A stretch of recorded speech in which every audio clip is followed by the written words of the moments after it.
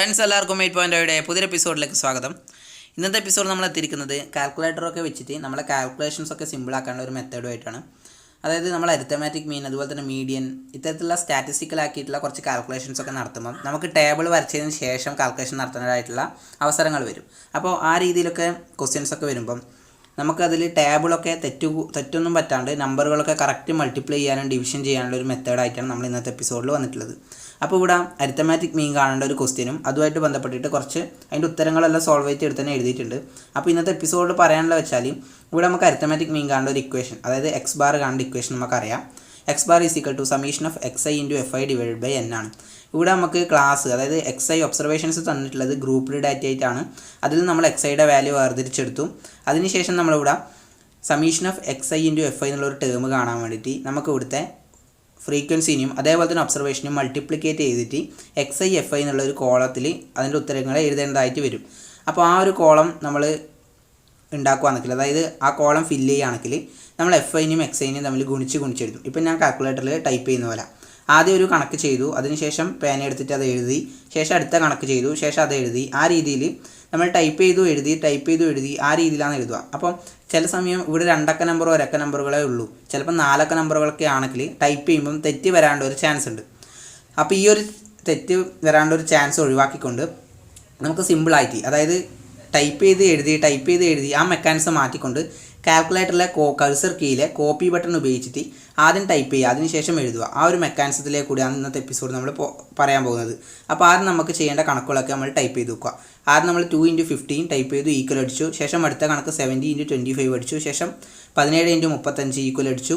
അതിൻ്റെ ഉത്തരം കിട്ടി. ഇങ്ങനെ ഉത്തരങ്ങളൊക്കെ വന്നുകൊണ്ടേ നിൽക്കുന്നുണ്ട്. നമ്മളെല്ലാം കാൽക്കുലേറ്ററിലേക്ക് എന്ത് ചെയ്യുന്നുണ്ട്, സ്റ്റോർ ചെയ്യുന്നത്. അപ്പോൾ ഏകദേശം ഇവിടെ 9 ഒബ്സർവേഷൻസ് ആണുള്ളത്. 9ഓളം അക്കങ്ങൾ മാത്രമേ നമുക്ക് ഈ രീതിയിൽ സ്റ്റോർ ചെയ്യാൻ പറ്റത്തുള്ളൂ. അപ്പോൾ എല്ലാ കാൽക്കുലേഷൻസും നമ്മളിവിടെ ചെയ്തുകൊണ്ട് നിൽക്കുന്നുണ്ട്.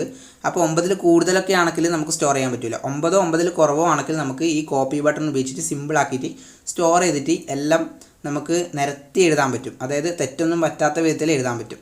അപ്പോൾ ഇവിടെ ഏകദേശം നമ്മൾ എല്ലാ കാൽക്കുലേഷൻസും ഇവിടെ ടൈപ്പ് ചെയ്ത് വെച്ചിട്ടുണ്ട്. ഇനി നമ്മൾ എന്താ വേണ്ടത് വെച്ചാൽ ഇവിടുത്തെ കോപ്പി ബട്ടൺ നമുക്ക് യൂസ് ചെയ്യണം.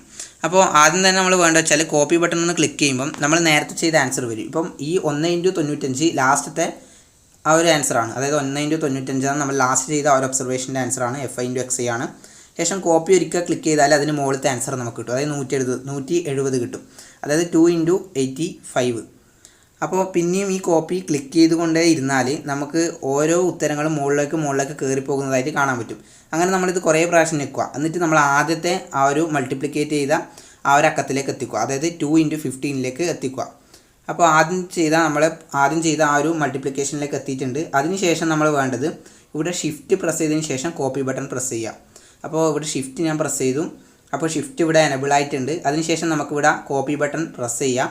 കഴ്സർ കീയിൽ കോപ്പി ബട്ടൺ പ്രസ് ചെയ്ത് കഴിഞ്ഞാൽ ഈ രീതിയിൽ നമ്മുടെ സ്ക്രീനിൽ കുറച്ച് നമ്പേഴ്സ് കാണിക്കും. അതായത് നമ്മൾ ചെയ്ത എല്ലാ ഒബ്സർവേഷൻസും കാൽക്കുലേറ്ററിൽ സ്റ്റോർ ആയിട്ടുണ്ട്.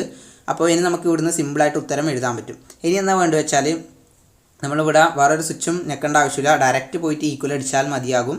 ഈക്വൽ അടിച്ച് കഴിഞ്ഞാൽ നമുക്ക് കിട്ടേണ്ട ഉത്തരങ്ങളൊക്കെ ഓർഡറിൽ നമുക്ക് കമ്പ്യൂട്ടർ ഡിസ്പ്ലേയിൽ കാണിച്ചു തരും.